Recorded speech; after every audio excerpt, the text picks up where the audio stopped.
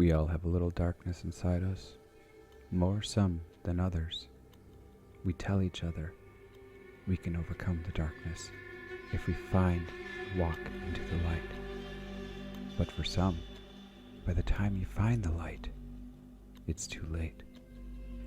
Journal entry, January 3rd, 2021. I saw this darkness in a teenage boy. I was a total unbeliever until I saw what happened with my very own eyes.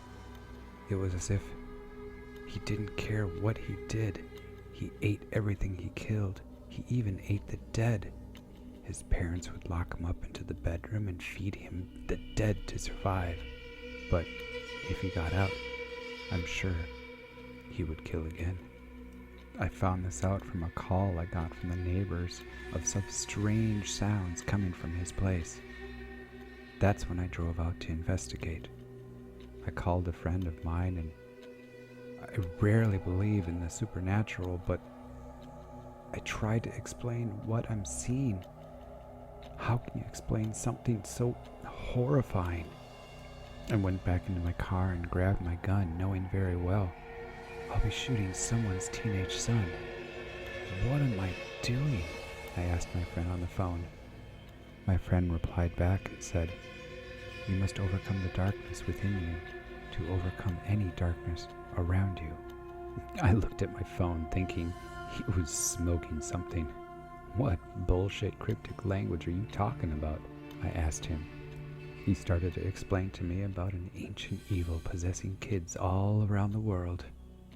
"This is just the kid playing tricks on his parents," I said. "No, this is real." As we got disconnected from the call, I got into my car and drove away, thinking on what I need to do next.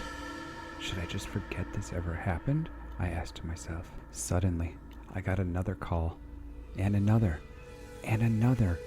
all identical to the first one. And in just a matter of hours, I heard explosions, screaming, car crashes all around me.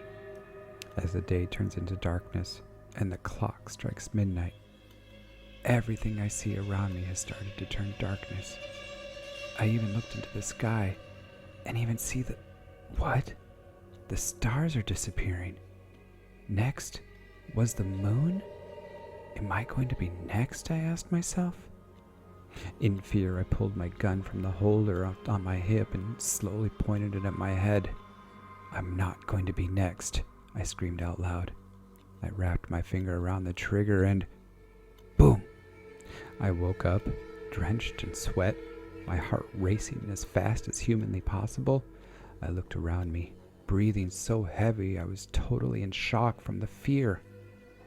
"This was a dream," I said to myself. This was just a dream, as I was still trying to catch my breath. I opened up the drawer on my nightstand, reached for my journal, and started to write. Journal entry, January 2nd, 2021.